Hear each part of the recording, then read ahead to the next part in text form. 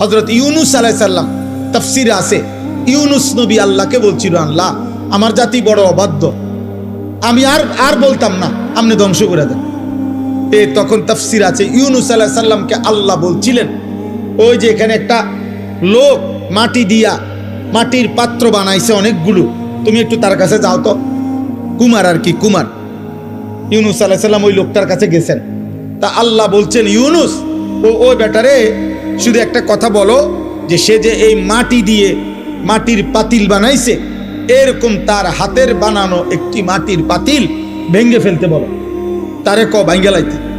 ইউনূস আলাইহিস সালাম বলছে, হে ভাই, আপনি আপনার বানানো এই মাটির পাতিল থেকে একটি পাতিল ভেঙে ফেলেন।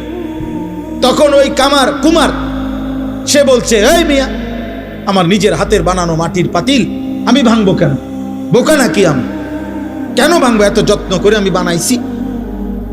আল্লাহর কসম, ইউনূস আলাইহিস সালামকে আল্লাহ তাআলা তখন ডাক দিয়ে বললেন, ইউনূস, মাটির পাতিল যে বানায়, এমন এক মানুষ যদি এক সাধারণ মাটির পাতিল নিজের হাতে বানানো ভাঙতে না চায়, আমি যারে মায়ের পেটে 9 মাস রেখে নিজের হাতে সাজাইছিলাম, আমার দেওয়া চোখ নাক কান দিয়ে আমি বানাইছি যারে, আমার সেই বান্দাকে আমি কেমনে জাহান্নাম দেই? আমি ধ্বংস করে দেব কেন?